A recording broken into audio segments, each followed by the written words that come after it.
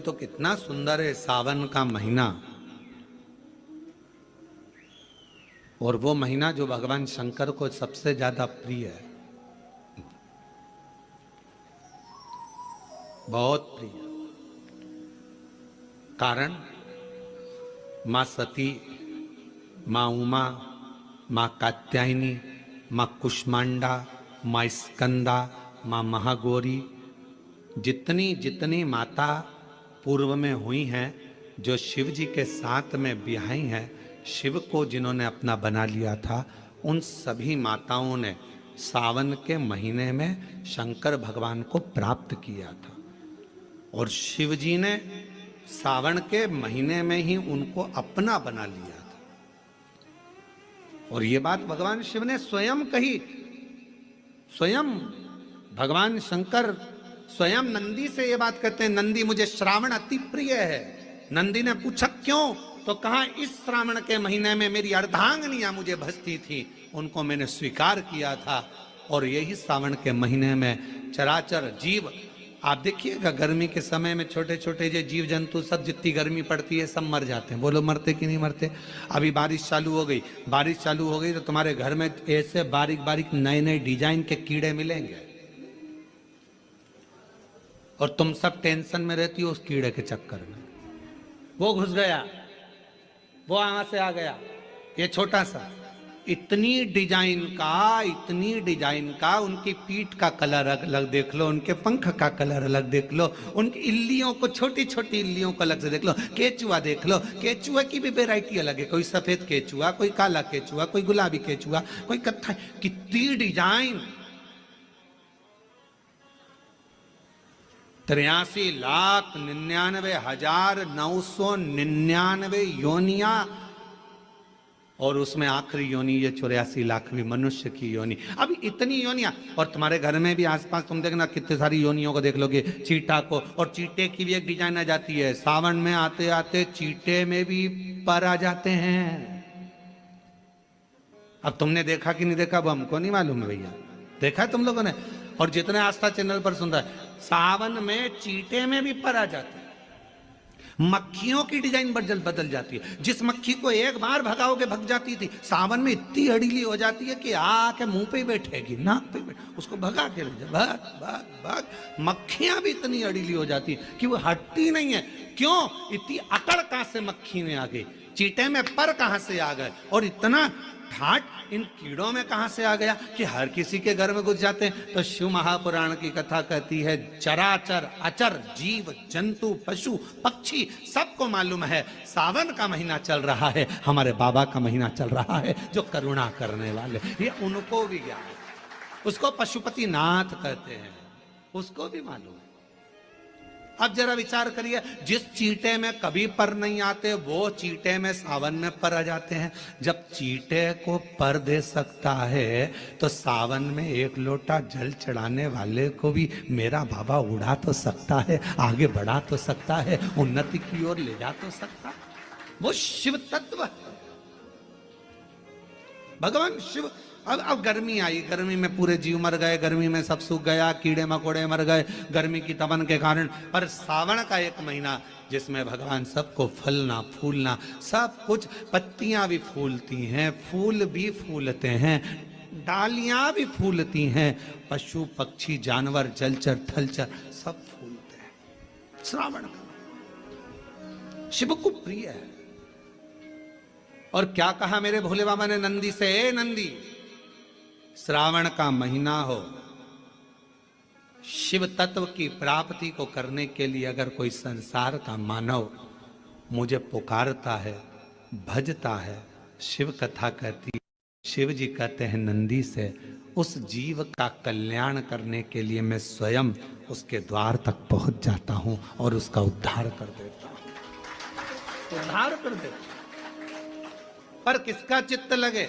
सावन में भी कई लोग ऐसे हैं जिनका चित्त नहीं लग पाएगा, क्योंकि सावन का महीना होता है तो कमाई के स्रोत भी ज्यादा हो जाते हैं। जीजियों की साड़ियां बिकने लगती हैं, फैशन का सामान बिकने लगता है, पर्स मोबाइल बिकने लगता है, सामान बिकने लगता है, क्योंकि उस समय व्यापार भी बढ़ता है। व्यापार इसलिए बढ़ता है क्योंकि भगवान भी चाहता है कि तेरा मन मुझसे हट जाए, व्यापार में लग जाए। क्योंकि भगवान को मालूम, हमने पहले भी कथा में कहा है, बच्चे को माँ गोदी में तभी तक रखती है जब बच्चा खिलौने से नहीं खेलता। खिलौने से खेलने लगेगा, माँ नीचे उतार देगी। उसी तरह भगवान तुमको अपने पास जब तक बुलाता है, जब तक तुम्हें अपना बना कर रखता है, और भगवान देख लेता है कि अब धीरे धीरे मेरे को इसको धन देना है, वैभव देना है, ये खिलौने से खेलना चालू करेगा, गाड़ी लाएगा, घोड़ा लाएगा, मकान बनाएगा, फर्नीचर बनाएगा, उसमें लग जाएगा, तो मेरे मंदिर आना छोड़ देगा। और मंदिर आना छोड़ दिया तो एक दिन मुझे धीरे धीरे, मैंने एक बार इसकी यहाँ वो पहले की माताएं, पुरानी माताएं क्या करती थी, मिर्ची बारिश के पहले भर के रख लेती थी,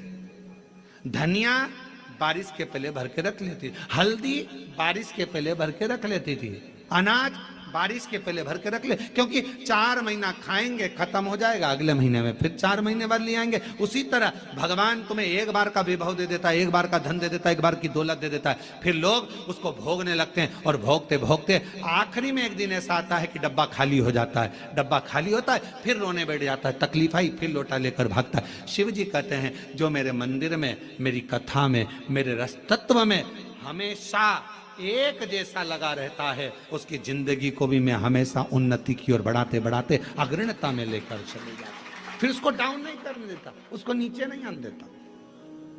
जैसे श्रावण महीने में चढ़ाए गए कनेर के फूल, दुर्वा,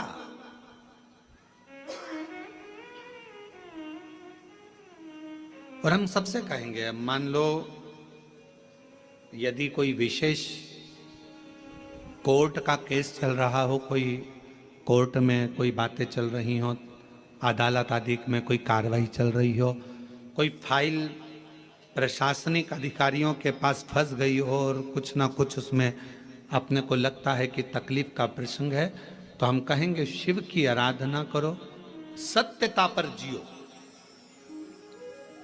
और साथ में 5 दुर्वा, 1 कनेर का फूल पीला, 1 पीला कनेर, 5 दुर्वा, 5 बेलपत्र लेकर शिव जी के मंदिर में जाकर शिवलिंग पर समर्पित कर 2 लोटा जल सावन के महीने में उसी पर बेलपत्र कनेर के फूल पर चढ़ाइए। देवाधिदेव महादेव की कृपा होगी। ज्यादा से ज्यादा 6 महीना, 7 महीना, इससे ज्यादा निर्णय आप ही के पक्ष में आएगा और शिव की कृपा से।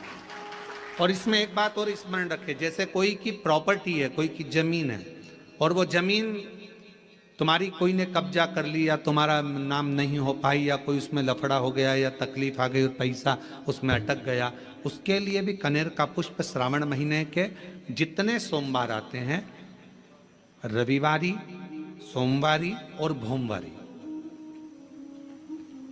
कौन कौन से वार हो गए? रविवार, सोमवार और मंगलवार, 3 बार।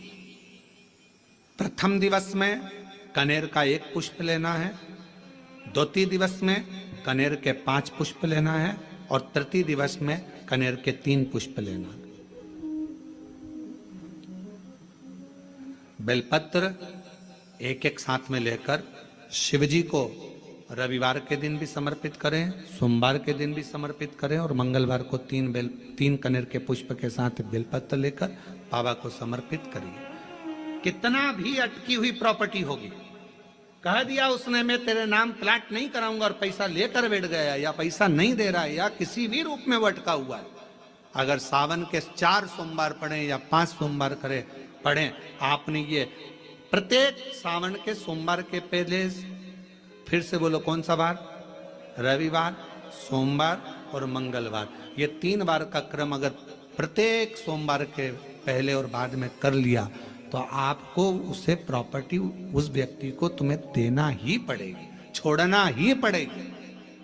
उसको खुद अपने आप में बेचैनी होने लगेगी, मुझे बुलाएगा, आपको जाना नहीं पड़ेगा, खुद बस फोन लगाया आपने, भैया हमारा करा दो, हमारा करा दो, 2 बार 3 बार अगर बोला, चौथी बार वो खुद बुलाएगा, बेचैनी बढ़ेगी। मेरा बाबा उसको खुद खल बुला देता है। शिव शिव है, उसको कहते सत्यम शिवम सुन, शंकर शंकर, वो नित्य कृपा करने वाला, नित्य कृपा। और सावन का महीना 1 लोटा नहीं, कितना? 2 लोटा जल चढ़ा रहे हो सब लोग? बहुत जोरदार। श्रावण का पहला सोमवार होता है शिव तत्व का, श्रावण का दूसरा सोमवार होता है देवी तत्व का, मां दुर्गा, मां भवानी।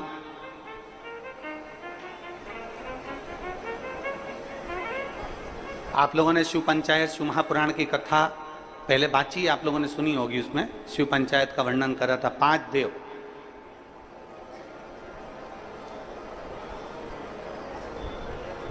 शंकर भगवान, स्वयं पंचदेव में प्रथमता प्राप्त कर कर बैठते, मां दुर्गा, भगवान नारायण शिव पंचायत में, भगवान भास्कर देव और स्वयं भगवान शिव के सुंदर आनंद धारण करने वाले श्री गणेश पंच।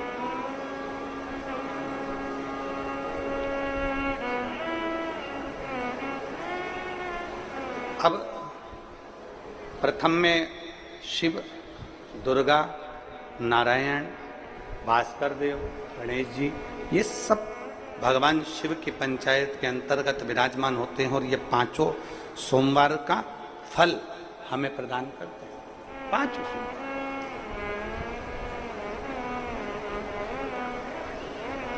एक एक सोमवार की महत्वता है, एक एक सोमवार का क्रम है।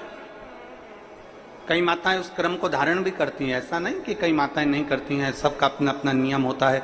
कोई शिव मंदिर में जाता है तो एक अक्षत, एक चावल का दाना शिव जी को समर्पित करता है, कोई मंदिर जाता है तो एक पुष्प शिव जी को समर्पित करता है, कोई मंदिर जाता है तो एक बेलपत्र शिव जी को समर्पित करता है, कोई मंदिर जाता है तो जल समर्पित करता है। सबका अपना अपना भाव है, जैसे तुम शिव को मना सकते हो।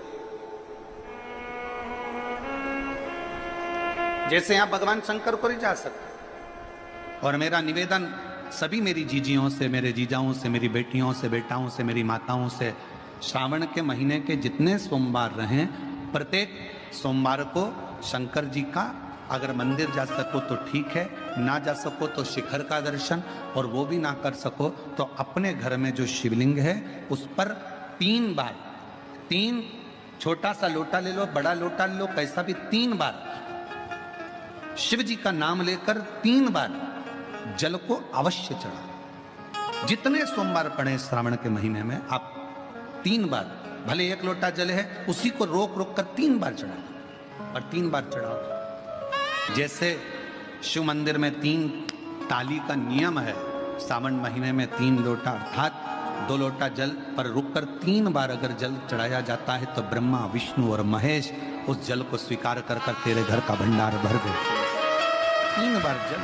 गंगा जल का प्रयोग एक तो पितरों के लिए, दूसरा श्रावण के महीने में किसी भी एक सोमवार को अगर व्यापार नहीं चल रहा है, नौकरी नहीं मिल रही है, तो कोई तकलीफ आ रही है, तो कोई कष्ट आ रहा है, कोई रोग बढ़ रहा है, डॉक्टर से ऐसा लग रहा है कि ये बड़ी बीमारी बताने वाला है, शरीर में कोई गांठ पड़ गई है और वो जांच के लिए गई है, तो बिल्कुल श्रावण के महीने में किसी भी एक सोमवार को गंगा जल लेकर जाइए शिव मंदिर में। शंकर जी के मंदिर में थोड़ा सा गंगा जल नंदी को समर्पित कर कर, थोड़ा अशोक सुंदरी को समर्पित कर कर, थोड़ा गणेश और कार्तिकेय को समर्पित कर कर, थोड़ा सा गंगा जल जया, विषहरा, शामरीबारी, दौतली और देव को समर्पित कर कर, थोड़ा सा गंगा जल शिवलिंग पर समर्पित कर दो। उस गंगा जल को वापिस झेल कर लेकर आओ। 3 दिन तक लगातार उस गंगा जल को पीना प्रारंभ करो। उसके बाद जांच के लिए आप कहीं पर भी जाइए, बाबा कृपा जरूर करेगा, ये निश्चित का। उस गंगा जल की प्रधानता, उस गंगा जल का एक गौ माता, गौ, गंगा और संत, ब्राह्मण, साधु, सन्यासी, सात्वित्ववान नारी, कन्या, स्त्री, इनका जो महत्व है उसको जान गए तो जिंदगी सार्थक हो। यदि भूलवश भी अगर कोई व्यक्ति मंदिर में बेलपत्र चढ़ा हुआ है और बेलपत्र उसने एकत्रित कर लिया मंदिर के अंदर ही, और मंदिर में बेलपत्र एकत्रित कर कर धागा लिया और उस कच्चे धागे में, उस कच्चे धागे के अंदर अगर उस बेलपत्र की डंडी को पीछे से उसने एक एक साधारण सी गांठ लगाकर उस बेलपत्र की माला को सिद्ध कर लिया, हल्की सी कच्चे सूत की गांठ लगाते लगाते मंदिर की चढ़ी हुई बेलपत्र को, शंकर पर चढ़ी हुई बेलपत्र को, शंकर की चढ़ी हुई बेलपत्र को ही उसने गांठ लगाकर जब माला सिद्ध कर ली और सिद्ध कर कर अगर वही माला भगवान शंकर को अर्पित कर देती है तो कहते हैं कि हमारा फिर पुनर्जन्म होता ही नहीं है, इस संसार सागर से हमारी मुक्ति हो ही जाती है, पुनर्जन्म से हम छूट जाते। जैसे जगत गुरु शंकराचार्य जी कहते हैं पुनरपि जननम पुनरपि मरणम, उस प्रपंच से छुटकारा।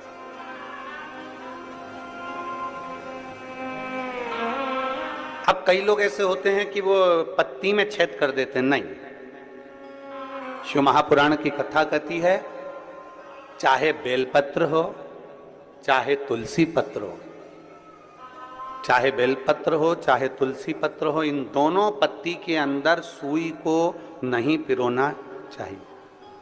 बेलपत्र के अंदर भी सुई को नहीं डाला जाता और तुलसी पत्र के अंदर भी सुई को नहीं डाला जाता, दोनों पत्र में। हाँ, कच्चे धागे से आप उसमें डंडी में गांठ लगाकर भगवान शंकर को माला धारण कर सकते हो, पर कौन सी बेलपत्र, फिर से बोलो जरा जम के, कौन सी बेलपत्र, जम के आवाज आना चाहिए, जो शंकर भगवान पर चढ़ी हुई है वही बेल धोया, माला सिद्ध करी और वही माला मेरे देव अधिदेव महादेव को समर्पित कर दी, वही माला। एक स्त्री, जितने पूरे विश्व में लोग कथा श्रवण कर रहे हैं, देश विदेश में बैठकर भक्त इस पवित्र प्रांगण में बैठकर कथा श्रवण कर रहे हैं, वो अपने भीतर एक उतारिएगा। पुरुष और स्त्री में एक अंतर है। पुरुष जब भगवान के मंदिर में जल चढ़ाता है, जल अगर चढ़ा रहा है तो वह अपने माता पिता, अपने नाना नानी को पार लगाता, दादा दादी को पार लगाता। पर शंकर के मंदिर में अगर कोई स्त्री, कोई नारी, कोई लड़की, कोई कन्या, कोई बेटी, कोई मां, कोई वृद्ध भी अगर शंकर के मंदिर में एक लोटा जल चढ़ा रही है तो वो अपना मायका और अपना ससुराल दोनों की 71 पीढ़ी को पार उतार देती है। और कितना सुंदर कहा माता पार्वती जी ने भगवान शंकर से अमरनाथ की गुफा में प्रश्न करते हुए कहा कि पुरुष भगवान की सेवा में लगे, भजन में लगे, मंत्र उच्चारण में लगे तो उसका फल पुरुष को प्राप्त होता है, पर अगर स्त्री, नारी अगर भगवान शंकर की आराधना में लगती है, शिव की भक्ति में लगती है तो हे भोलेनाथ उसका फल किस किस को मिलता है। शिव महापुराण की कथा कहती है, भगवान शंकर का चरित्र कहता है, पुरुष का करा गया पुण्य पुरुष को प्राप्त होता है, पर केवल भारत की भूमि पर एक नारी एक ऐसी होती है, स्त्री ऐसी होती है जिसने अगर सोमवार का व्रत कर लिया, मंगलवार का व्रत कर लिया, तीज का व्रत कर लिया, चतुर्थी का व्रत कर लिया, छठ का व्रत कर लिया, पंचमी का व्रत कर लिया, नवरात्रे के व्रत कर लिए, कोई सा व्रत, कोई सी पूजन अगर भारत की भूमि हो, चाहे देश विदेश की नारी हो, अगर कोई स्त्री व्रत करती है तो उसका फल केवल स्त्री अकेली को नहीं मिलता, उसका फल उसके बेटे को, उसकी बेटी को, उसके पति को, उसके ससुर को, उसकी सास को और उसके मायके को, सबको प्राप्त होता है। ये नारी के द्वारा किया गया पुण्य का फल उसके पूरे परिवार को मिलता है, पूरे परिवार। शायद आप लोगों को मालूम है कि नहीं मालूम, हमें ध्यान में नहीं है, करवा चौथ का व्रत किसके लिए होता है? जम के बोलो जरा, इधर होता है कि नहीं होता छत्तीसगढ़ में? अरे जम के तो बोलो, होता है। किसके लिए करते हो? पति की लंबी उम्र के लिए, ठीक है। और ये पूरी दुनिया जानती है कि करवा चौथ का व्रत पति की लंबी उम्र के लिए होता है। पर कभी मौका मिल जाए तो एक बार गणेश पुराण को पढ़िएगा, और गणेश पुराण में और देवी भागवत में दोनों में स्पष्ट वर्णन आता है कि अगर स्त्री चतुर्थी का व्रत करती है, चाहे वो करवा चौथ हो, चाहे बड़ी चतुर्थी हो, छोटी चतुर्थी हो, किसी भी चतुर्थी का व्रत अगर स्त्री करती है तो उसके पति का तो उम्र बढ़ता ही है, साथ में उसके पुत्र का वैभव भी बढ़ता है, उसके पुत्र का वैभव भी बढ़ता है, उसकी संतान का सुख भी बढ़ता है। तो कोई ये विचार ना करे कि करवा चौथ का व्रत केवल पति के लिए होता है। शिव महापुराण की कथा कहती है कि करवा चौथ का व्रत अगर स्त्री करती है तो पति की तो उम्र बढ़ती है, साथ में उसके बच्चों का वैभव भी बढ़ता है। कोई व्रत अगर स्त्री करती है, नवरात्रे का व्रत कर रही है, नवरात्रे में उपास रख रही है, उसका फल सबको मिलता है, उसके पूरे घर को प्राप्त हो, पूर्ण घर।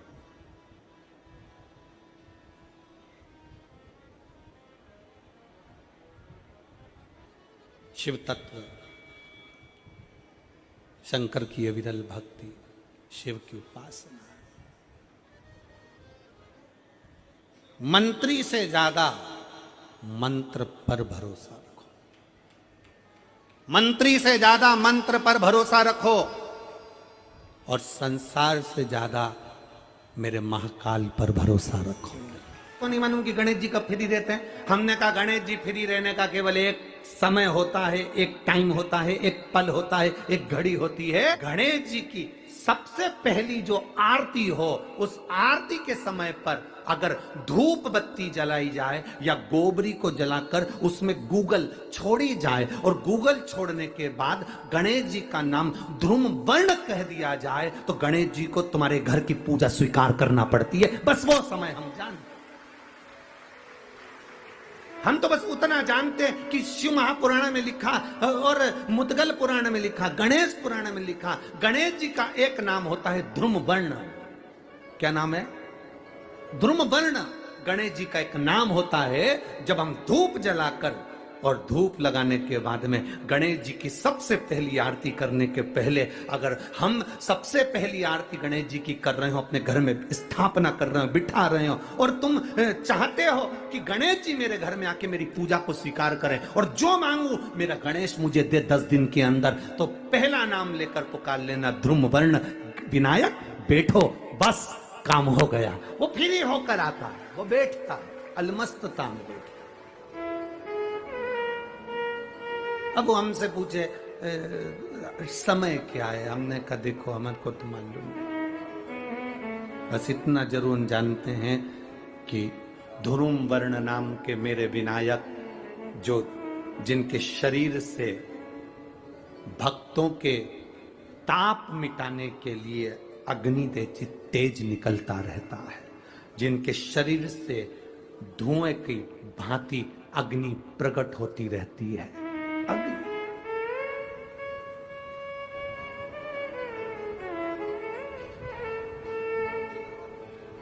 हम तो उनको पहचानते हैं जो दुनिया के ताप मिटाने के लिए प्रगटा,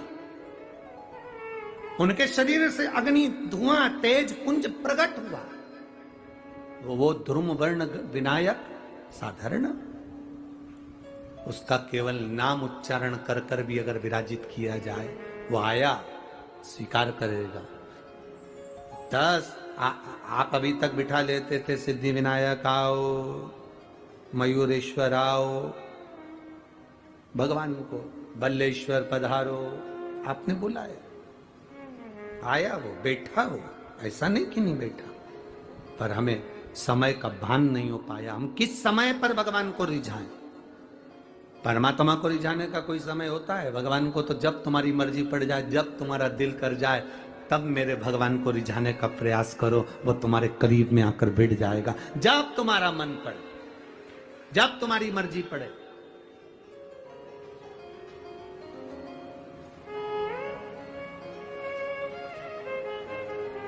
चतुर्थी का जो व्रत करने वाली होती हैं, जो चतुर्थी का पूजन करने वाली होती हैं, उनके भीतर का एक भाव होता है कि जैसे ही शाम का समय आए चंद्रदेव का पूजन करें, चंद्र जब प्रकट हो जाए, कलश भर लिया, उसके नीचे आखा दाना रख दिया, चावल गेहूं जो भी आप रखते हो पूजन के लिए, ऊपर पात्र आदि रख दिया, जलाशय, फिर अपन ने घी का दिया लगाकर पूजन भी कर ली। तो जो चतुर्थी का पूजन करने वाली होती हैं, जो चतुर्थी का नियम व्रत धारण करने वाली होती हैं, बड़ी बड़ी चतुर्थियां करती हैं या उसका नियम धारण करती हैं, तो चतुर्थी का जो पूजन करती है वो किस चीज के लिए होता है? केवल संतान, पुत्र, परिवार, हमारा कुटुंब, हम जिस कुल में हैं, हमारा कुल वैभव की ओर बढ़े, संपदा की ओर बढ़े और उसकी आयु बढ़े, उसकी आयु बढ़े, वैभव बढ़े। बहुत ध्यान दीजिएगा महाराज। चतुर्थी की पूजन में जो आप आखा दाना रखते हो, गेहूं वगैरह कुछ भी जो भी रखते हो, उसकी बड़ी महत्वता होती है महाराज। यहां तक कहा गया है, चतुर्थी की कथा तो आप लोग पढ़ते होंगे, जो लोग पढ़ते हैं उनको मालूम होगा। चतुर्थी की कथा में लिखा है, चौथ माता के व्रत में वर्णन किया गया है कि वो आखा दाना जो रखा जाता है, मान लो कोई जरूरी काम होता है तभी आखा दाना को रखा जाता है, संभाल के रखते हैं कि हम इस काम के लिए जा रहे हैं और हमारा ये कार्य सफल होना चाहिए। तो जिसने चतुर्थी का व्रत करा है, जिसने चंद्रदेव का पूजन करा, चतुर्थी का व्रत करा, वो गणेश जी से विनती करके वहां से 2-4 आखा दाना उठा ले, और जो व्यक्ति का काम अटक रहा है अपने ही घर का, पर दूसरे कुल को नहीं देना, अपने ही कुल के अंतर्गत जो काम अटक रहा है उसकी जेब में, उसके पल्लू में उस चीज को रख दिया जाए। तो चतुर्थी जो अगली आती है, जैसे आप महीने की करते हो तो महीने की, और आप जैसे करते हो कि 4 अलग बड़ी बड़ी चतुर्थी करते हो, तो उसके अनुसार आपका कार्य सिद्ध होता ही है। उस आखे दाने का इतना महत्व होता है क्योंकि चतुर्थी का व्रत करने वाली माता जब व्रत करती है तो स्वयं चतुर्थी की कथा में लिखा हुआ है कि पार्वती जी गणेश जी से चतुर्थी की कथा बचवाती। चतुर्थी की कथा बाची किसने थी? स्वयं गणेश जी महाराज ने। और सुनी किसने थी? माता पार्वती। बाचने वाले गणेश जी थे, सुनने वाली माता पार्वती थी। तो चतुर्थी की कथा जब होती है तो उसको स्वयं गणेश जी बाच रहे हैं। तो व्रत कौन सुन रही है? माता पार्वती। और आपने जो आखा दाना लिया वो गणेश जी के भाव से लिया, गणेश जी से निवेदन करके, विनय करके, प्रार्थना कर कर उसको प्राप्त किया। जिनको शुगर की बीमारी हो, बीपी हो, उनसे निवेदन करूंगा, गणेश जी का दांत जो टूटा हुआ है, उस टूटे हुए दांत के भाग की ओर 5 दुर्वा, सफेद दुर्वा, पानी का जो जलाशय होता है, कुआं होता है, बावड़ी होती है, तालाब होता है, नदी होती है, वहां लगती है सफेद दुर्वा। 5 सफेद दुर्वा टूटे हुए दांत की ओर समर्पित कर दें। दोपहर में ठीक 12 बजे वही दुर्वा 5 मिनट बाद उठा लें और उस दुर्वा को एक दिन में सुबह खाली पेट एक दुर्वा को खा लें। महाराज आपका शुगर और बीपी लेवल में मिलेगा। आपने मुझे दुर्वा समर्पित करी है, ये दुर्वा जो मुझे देगा वो वैभव प्राप्त करेगा। जो दुर्वा मुझे समर्पित करेगा उसके जीवन में रोग दूर हटेगा। शंकर भगवान कहते हैं, गणेश ये दुर्वा, इस दुर्वा का अलग अलग महत्व है महाराज। कुएं के पास की सफेद दुर्वा, कुएं के पास की सफेद दुर्वा, यदि 41 दुर्वा प्रत्येक बुधवार को गांठ लगाकर गणेश जी को समर्पित कर कर वापिस उठाकर उस दुर्वा को खाली पेट, आपके घर में भी गणेश जी होंगे, उनको समर्पित करो। खाली पेट इस दुर्वा को केवल चबा चबा कर खा लो और आधे घंटे बाद पानी को पी लो। बुधवार की बुधवार 5 बुधवार करना, गणेश जी को चढ़ाना, सफेद दुर्वा को गणेश जी को समर्पित कर कर चबा चबा कर खाना। उदर की प्रॉब्लम, जो भी मसा आदि की प्रॉब्लम होती है, उदर से जुड़ी हुई होती है, जिस चीज से जुड़ी होगी, पेट की जितनी प्रॉब्लम होगी, आपको जितनी भी प्रॉब्लम होगी वो सारी 5 बुधवार करना, 6ठे बुधवार को जरूरत ही नहीं पड़ेगी। कितनी भी प्रॉब्लम हो पेट से, कितनी,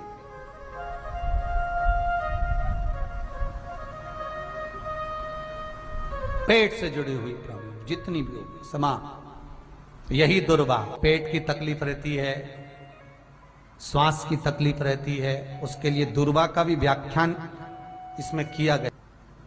यदि चतुर्थी के दिन 7 गांठ वाली दुर्वा 21 ले लो और चतुर्थी के दिन गणेश जी को समर्पित कर दो। पंचमी तिथि को उस दुर्वा को उठाकर दूध में डाल दो और उस दुर्वा को दूध में डालकर उस दूध में उस दुर्वा को मल लो, और जिसके सफेद चमड़ी पड़ गई हो, चर्म रोग हो गया हो, उस दूध को उस दुर्वा के साथ, दूध नहीं भी हो तो पंचमी के दिन दुर्वा का लेपन शरीर पर कर लें। आधे घंटे तक करने पर पंचमी को प्रदोष काल में स्नान कर लें। महाराज, आपको चर्म रोग में आराम लग जाएगा, सफेद चमड़ी अपने असली रंग में आना प्रारंभ हो जाएगी। गणेश पुराण दुर्वा का मूल बता। महाराज, 21-21 दुर्वा के 108 बंडल बना लो। अगर एग्जाम में बैठ रहे हो, सरकारी परीक्षा में बैठ रहे हो, पास नहीं हो रहे, नौकरी नहीं लग रही, बहुत जगह इंटरव्यू दे दिया, 21-21 दुर्वा के 108 बंडल बनाओ, उसकी माला बनाओ, और देवी के मंदिर में, माता जगदम्बा के मंदिर में, अर्थात जहां शंकर पार्वती पूर्ण परिवार विराजमान हो, ऐसे देवी के मंदिर में गणेश जी के गले में वो माला अर्पण करिया है, अपना नाम बोलकर और जिस एग्जाम में बैठ रहे हैं उसका भाव वर्णन कर महाराज, और वहीं से एक पुष्प लेकर अपने कमरे में जहां पढ़ते हो, कांच की प्लेट में उस फूल को रख दीजिए और दूसरे दिन एग्जाम के लिए चले जाइए। आपको उसका फल अवश्य मिलेगा, अवश्य मिलेगा, आप उसमें उत्तीर्ण होंगे, फल प्राप्त होगा। दुर्वा सुख का अनुभव करा देता, आनंद का अनुभव। घर में शांति ही ना रहती हो, सुख ही नहीं है,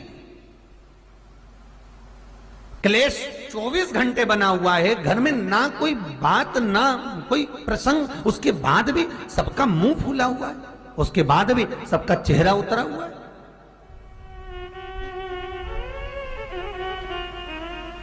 जिस घर में सुख और शांति ये दोनों चीजें नहीं हैं, वो निवेदन है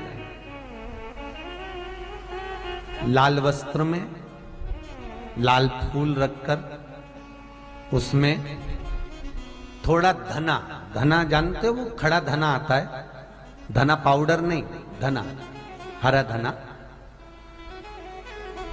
और 5 गोल सुपारी,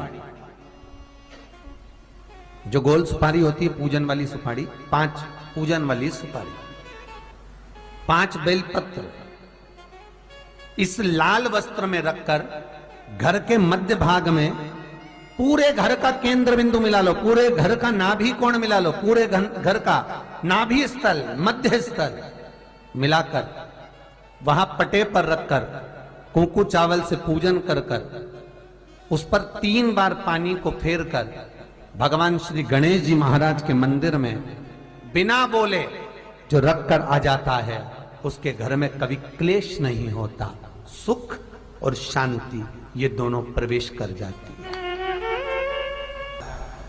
भगवान शंकर का शिवलिंग बेलपत्री के पेड़ के नीचे बनाना, साथ में गोबर के विनायक बनाना, गोबर का गणेश, और गोबर का गणेश बनाकर एक छोटी सी पिंडी जैसी माता जगदम्बा के लिए एक ढेली रख देना गोबर की, महाराज मिट्टी या गोबर की। इन तीनों स्वरूप का पूजन आप करना बड़े प्रेम से, चंदन चंदन आदि अक्षत पुष्प समर्पित कर कर। कच्चा दूध तीनों पर चढ़ाना, दही तीनों पर चढ़ाना, शहद तीनों पर चढ़ाना, घी तीनों पर चढ़ाना, शक्कर तीनों पर चढ़ाना। पूजन कर कर एक इतना बड़ा लाल वस्त्र, लाल वस्त्र, उस लाल वस्त्र पर अपने हाथ के छापे बनाकर कामना कर कर कि हम पति पत्नी में कभी झगड़ा ना हो, प्रेम बढ़े, क्लेश ना हो, आनंद बढ़े। छापे लगाकर उस वस्त्र से उन मूर्तियों को ढाक देना, पूजन कर कर घी का दिया लगाकर ढाक दीजिए। 108 चावल के दाने लेकर एक एक चावल का दाना अपनी कामना कर कर उस वस्त्र पर डाल दीजिए।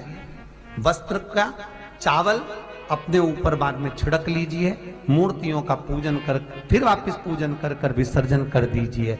अगर अदालत में केस भी चल रहा होगा, तलाक तक का तो भी प्रेम बढ़ सकता है और आपका जीवन सुखमय हो सकता है, आनंदित हो सकता है।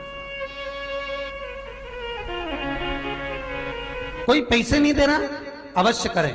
कोई धन नहीं लौटा रहा, अवश्य करें। कहीं किसी कंपनी में आपका पैसा उलझ गया है, नहीं मिल रहा है, अवश्य करें, मिलेगा फल।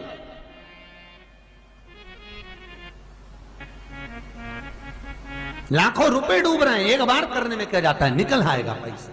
काम ना कर कर कर। निवेदन है आपसे,